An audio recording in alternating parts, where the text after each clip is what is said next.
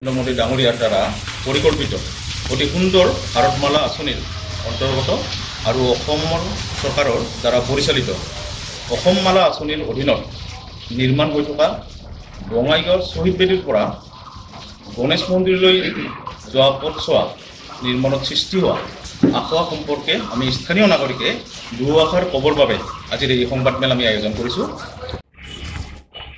আমি ৰাইজৰ তৰফৰ পৰা এই সমস্যাটো বঙাইগাঁও জিলাৰ আয়ুক্ত মহোদয় ২৭ মে ২০২৪ তাৰিখৰ লিখিতভাৱে অৱগত কৰাম আৰু তাৰ কিছুদিন পিছত যোৱা ২৪ জুন তাৰিখত জিলা আয়ুক্ত মহোদয়ক সাক্ষাৎ কৰা হয় আৰু তেখেতে লোক নিৰ্মাণ বিভাগৰ আমাৰ কাৰ্যকাৰী অভিযন্তাৰ লগত আলোচনা কৰিবলৈ নিৰ্দেশ দিয়ে। আমাৰ বনাইছিল সেই নলাটোকে যদি নতুনকৈ বনালেহেঁতেন তেনেহ'লে এই সমস্যাটোৰ সৃষ্টি নহ'লহেঁতেন। এতিয়া পূৰ্ব নলাটো এনে পৰি থাকে, যিটো বৰ্তমান অব্যৱহৃত হৈ আছে। যান জঁট যথেষ্ট হোৱাৰ উপৰিও দুৰ্ঘটনাৰ সম্ভাৱনা প্ৰকট হৈ উঠিছে। এই পথছোৱা অনাগত দিনত আৰু অধিক গুৰুত্বপূৰ্ণ হৈ উঠিব আৰু লগে লগে অধিক যান জঁটৰ সমস্যাও বাঢ়ি যাব, কিয়নো এই পথটোতে অসম চৰকাৰৰ কেইবাটাও গুৰুত্বপূৰ্ণ অনুষ্ঠান নিৰ্মাণৰত অৱস্থাত আছে।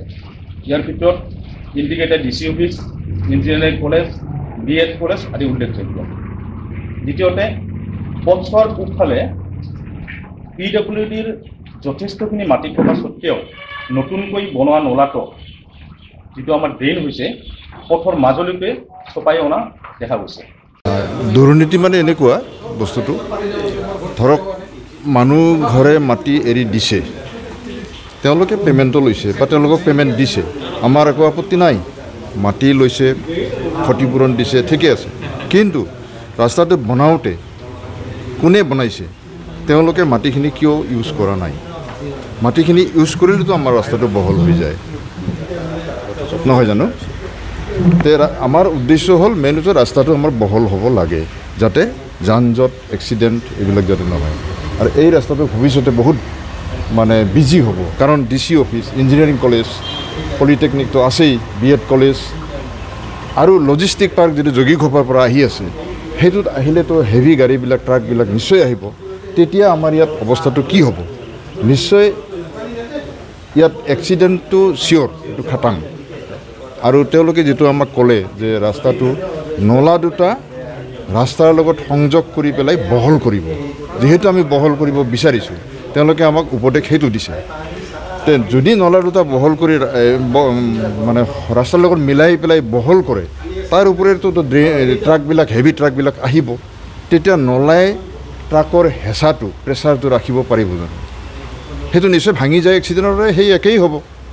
এইখিনিয়ে আমাৰ আপত্তি। তো সেইকাৰণে এটা কথা আমি ক'ব খুজিছোঁ, ৰিকুৱেষ্ট কৰিছোঁ আপোনালোকৰ জৰিয়তে, যে আমাৰ যিটো পুৰণি নলা আছিলে, সেই পুৰণি নলাটোকে বিজ্ঞানসন্মতভাৱে ৰিপেয়াৰ কৰি দিলে আমাৰ বহলটো হৈ যায়। আৰু আনফালে এইখিনি এৰিয়াত যথেষ্ট বানপানী হয়, বানপানীটো যাতে নলাৰে যাব পাৰে পাৰ হৈ, তে সেইটো কৰি দিলে আমি অন্ততঃ বানপানীৰ পৰা মুক্ত হ'ব পাৰোঁ। তাৰমানে মানুহৰ মাটি অধিগ্ৰহণ কৰিছে, পইচা ইছ্যু হৈছে, সিহঁতৰ একাউণ্টত সোমাইছে। এই মাটিডোখৰ কিয় লোৱা নাই চৰকাৰে বা PWDয়ে কিয় লোৱা নাই? অধিগ্ৰহণ মানে কি? হস্তক্ষেপ কৰা। হস্তক্ষেপ কৰা মানে কি? মাটি লৈছোঁ, আপোনাৰ মাটি মই টকা দিছোঁ, মই লৈছোঁ, মই পাইছোঁ, তাতে বনাম না মই ড্ৰেইন। তাৰপিছতে একো এটা হাতুৰিও পৰা নাই, টকা পইচা পাইছে সিহঁতে।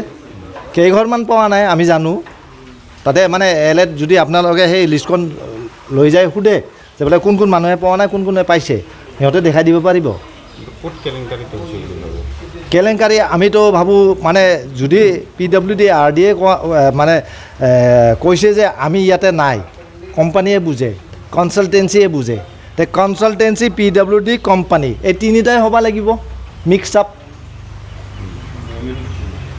চোৰ কৰিলে মই অকলে কৰিম নেকি? বা কিবা যে হৈছে ভিতৰত মই অকলে ল'ম নেকি দায়িত্ব? নল'ম।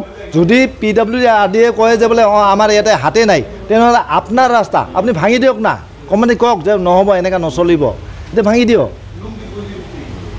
নতুনকৈ কৰক। কিন্তু সিহঁতে তাতে মাত নাই, নামাতে।